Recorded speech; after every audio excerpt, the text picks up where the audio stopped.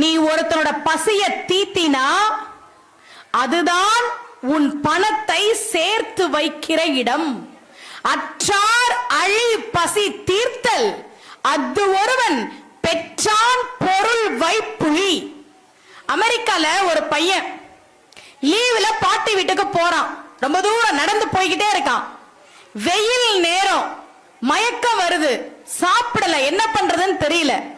ஒரு வீட்டு கதவை தட்டுறான். ஒருத்தவங்க கதவை திறக்கிறாங்க. கொஞ்சம் தண்ணி இருக்குமான்னு கேக்குறான்.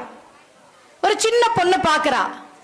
பசியா இருப்பான் போல இருக்கே அப்படின்னு உள்ள வாப்பா அப்படின்னு கூப்பிட்டு ஒரு டம்ளர் பால் கொடுக்கறா. கொஞ்சம் இருந்தினா நான் சமைச்சிருவேன், சாப்பிட்டுட்டு போ. இல்ல இல்ல எனக்கு இது போதும் அப்படின்னு அவன் கிளம்பி போயிடுறான். ரொம்ப வருஷம் கழிச்சு அந்த பகுதியில புதிதா ஒரு நோய் பரவுது. நிறைய மக்கள் பாதிக்கப்படுறாங்க. மருத்துவமனைக்கு நிறைய பேர் அந்த நோய் பாதிக்கப்பட்டு வராங்க. அதுல ஒரு பொண்ணு தனியா வந்து மருத்துவமனையில அட்மிட் ஆயிருக்கிறாங்க.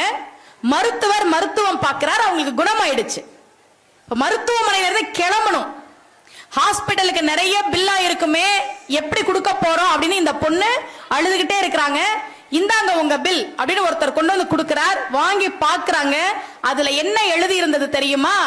இந்த மருத்துவ சிகிச்சைக்கான செலவு பல வருடங்களுக்கு முன்பாகவே எனக்கு ஒரு டம்ளர் பாலாக தரப்பட்டு விட்டது.